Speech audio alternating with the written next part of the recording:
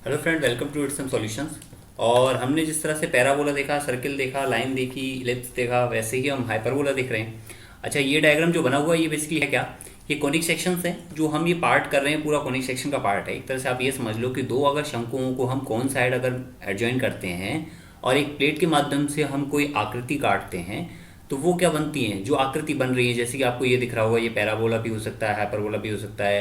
ये आपका पैराबोला हो सकता है, एलिप्स हो सकता है, हाइपरबोला हो सकता है, सर्किल, कुछ भी हो सकता है, कोई भी फॉर्म बन सकती है। ठीक है, तो यही आपके क्या कॉनिक सेक्शंस हैं, तो इन्हीं पर हम हाइपरबोला ये सभी चीज़ें देख रहे हैं, ये इन्हीं के अंतर्गत आ रही है। अब वन बाई वन बात कर लेते हैं हाइपरबोला की बेसिक इक्वेशन क्या है। देखो, मैंने आपको बहुत सारी बेसिक इक्वेशंस बताई जनरेट करने के लिए। तो सेम आप एक छोटा सा इसमें वो बता देता हूँ मैं कि इलिप्स जो है सेम आपकी मिरर इमेज पर हाइपरबोला बनेगा। क्लियर? बस इस हाइपरबोला में अंतर क्या होता है कि इसकी जो ये लाइंस होती हैं ये बाहर की साइड जाती हैं और इसमें कहीं भी मैच नहीं होता। ठीक है, कोई भी संभावना नहीं होती। तो आपके हाइपरबोला की मैं डायरेक्ट इक्वेशन लिख देता हूँ। पहले इलिप्स की लिख लेते हैं। इलिप्स की होती है x square upon a square plus के y square upon b square और इक्वल टू आपका 1। तो सेम उसी फंक्शन पे आपका हाइपरबोला होता है। ये तो आपका है इलिप्स, ओके। तो इसी फंक्शन पे आपका हाइपरबोला होता है। बस यहाँ पर क्या होता है, साइन का चेंज होता है। एक्स स्क्वायर अपॉन में ए स्क्वायर देन माइनस के वाई स्क्वायर अपॉन में बी स्क्वायर इक्वल टू 1। तो आपको ज़्यादा समस्या नहीं होगी। अगर आपने लिप्स कर रखा है अच्छे से तो आप सेम हाइपरबोला पे अप्लाई कर सकते हो वो चीज़ें। बस आपको क्या साइन चेंज करना है। अब मैं डायरेक्ट लेके चलता हूँ आपको कोऑर्डिनेट्स पे। क्लियर?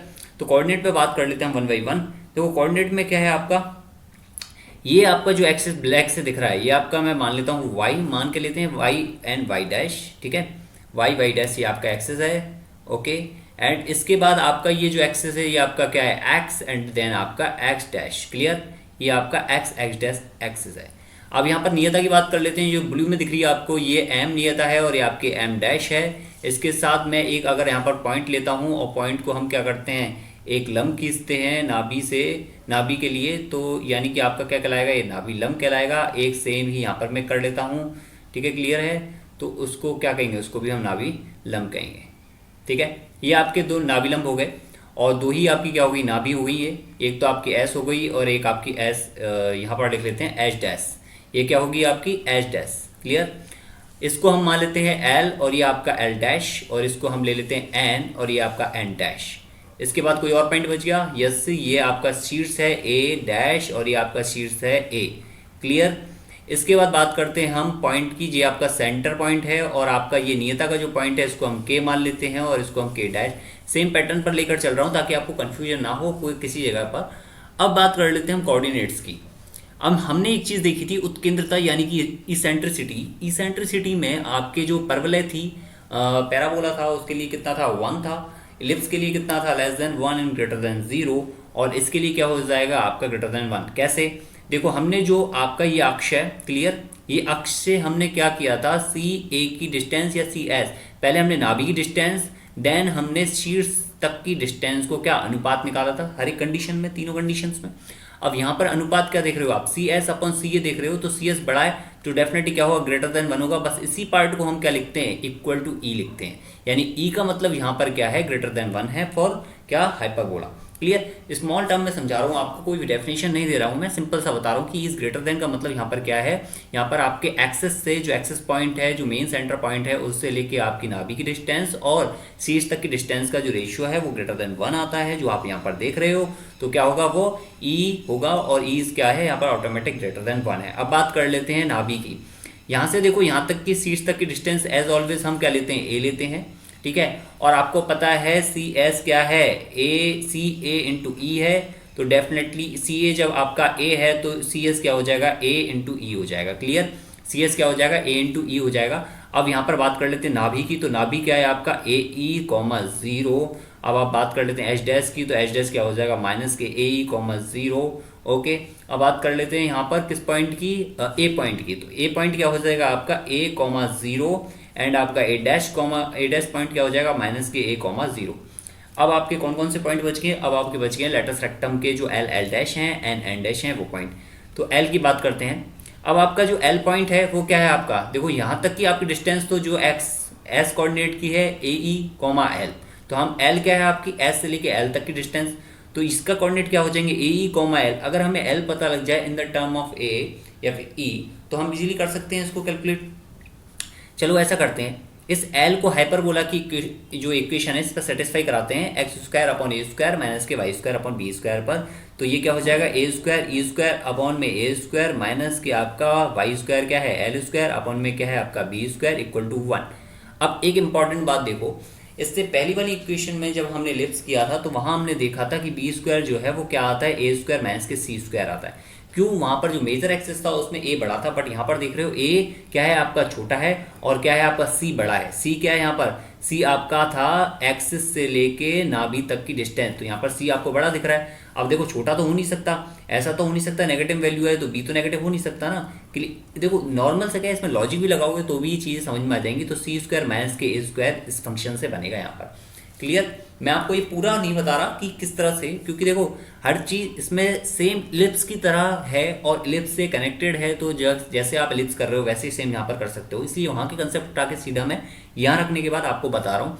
अब इसके बाद देखो बी स्क्वायर है आपका, सी आपको पता है कि ए स्क्वायर ई स्क्वायर है, अगर मैं ए स्क्वायर दोनों तरफ से कॉमन ले लेता हूँ तो ई स्क्वायर माइनस के 1 क्या हो जाएगा आपका, ये फंक्शन आ जाएगा। क्लियर है। अब देखो इसमें ए स्क्वायर तो ए स्क्वायर कट गया और आपका ये क्या आ गया ई स्क्वायर माइनस के 1 इंटू बी स्क्वायर क्या हो जाएगा आपका एल स्क्वायर हो जाएगा। और यहाँ पर ई स्क्वायर माइनस के 1 को क्या रख दूं मैं, B square upon a square रख दूं, तो एल की वैल्यू कितनी आ गई, सीधे सीधे बी स्क्वायर अपॉन में ए स्क्वायर आ गई, बी स्क्वायर अपॉन में ए आ गई, जैसे इससे पहले इलिप्स की आई थी वैसी सेम आ गई। तो लेंथ में कुछ चेंज नहीं हो रहा, जहाँ पर भी आपका प्लस आएगा वहाँ माइनस हो जाएगा और जहाँ प्लस है वहाँ, जहाँ माइनस है वहाँ प्लस हो जाएगा। क्लियर है। तो आपके एन की वैल्यू भी आ गई, एन डैश की वैल्यू भी निकाल लोगे, कोई दिक्कत नहीं है, सेम ठीक है। एल की वैल्यू आ गई और एल डैश की वैल्यू क्या हो जाएगी आपकी हो जाएगी ए ई माइनस के वी स्क्वायर अपॉन में। क्लियर है, जैसा आपने वहां किया था वैसे ही सेम यहाँ पर कर सकते हो, कोई चेंजेस नहीं है, सेम कंसेप्ट है। अब इसके बाद बात करते हैं हम और कौन से कोऑर्डिनेट रह गए आपके, इसमें सभी कोऑर्डिनेट्स हो चुके हैं, आपका ए हो चुका है, सी हो चुका है, के आप ओके। अब देखो यहाँ पर के रह गया है, ठीक है। अब सी के, अब यहाँ पर जरूरत है आपके किसकी, सी के की। क्लियर, इसमें हम थोड़ा सा क्या हटा देते हैं इनको, यहाँ तक आप नोट वगैरह कर लेना, ओके यहाँ तक हटा देते हैं। अब हमारे के पॉइंट रह गया है, सी पॉइंट तो आप सभी को पता है मूल बिंदु है 0 0 है। अब बात कर लेते हैं सी के पॉइंट की। अब देखो एक बात इंपॉर्टेंट है, यहाँ पर सी के क्या है, देखो सी के अपॉन सी ए, इससे पहले भी हमने यही लिया था, नियता तक की डिस्टेंस एंड फिर उसके बाद शीर्ष तक की शीर्ष तक का जो डिस्टेंस है उसका रेशियो क्या था, ई था। सेम हमने पैराबोला में किया था, सेम एलिप्स में किया था। अब यहाँ पर आप देखोगे तो सी के क्या हो जाएगा आपका, सॉरी हमने उल्टा लिख दिया है ये, ओके उल्टा लिख दिया है। इसमें क्या होगा आपका, ये सी ए यानी कि आपके सी से लेके ए की डिस्टेंस और सी से लेके के की डिस्टेंस, क्योंकि देखो ये क्या है, सी ए तो बड़ा है ना, तो हमें यहाँ से पता लगा कि ये क्या है ग्रेटर देन 1 है, देन ये क्या है आपके इक्वल टू ई है।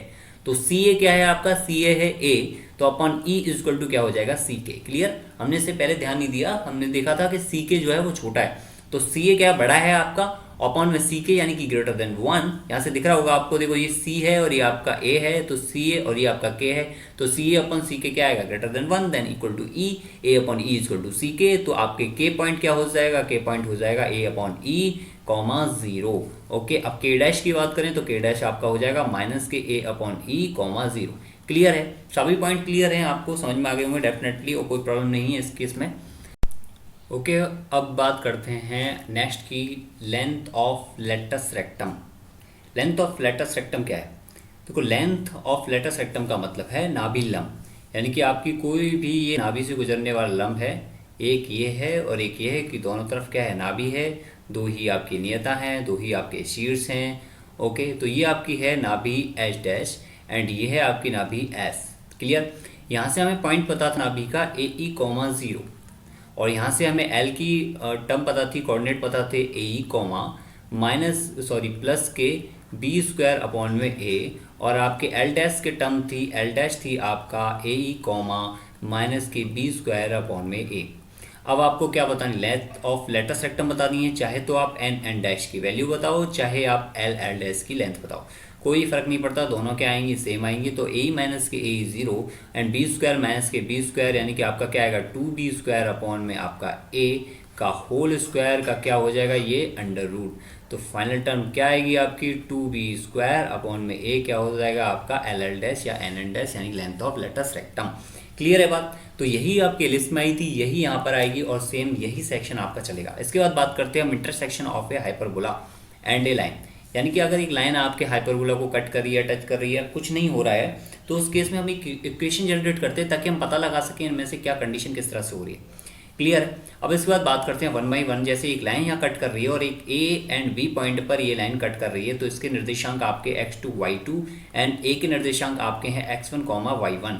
क्लियर। अब इंटरसेक्शन की बात कर रहे हैं तो आपकी एक लाइन जो आपकी मैंने यहाँ पर ली है mx प्लस के c होगी, और जो आपके हाइपरबोला है वो क्या है आपका x स्क्वायर अपॉन में a स्क्वायर प्लस माइनस के आपका y स्क्वायर अपॉन में b स्क्वायर इक्वल टू आपका क्या है 1। बस आपको कुछ नहीं करना, पुट करनी है वैल्यू और सीधा सीधा एक इक्वेशन जनरेट करनी है जो आपको शुरुआत से करनी थी। जैसे आप पैराबोला में करते आए थे सेम वैसी इक्वेशन जनरेट करो यहाँ पर mx प्लस c का स्क्वायर अपॉन में b स्क्वायर इक्वल टू आपका 1। तो यहाँ पर आपको क्या मिल जाएगा, देखो b स्क्वायर x स्क्वायर और आपके क्या है माइनस के a square m square x square. ठीक है, ओके।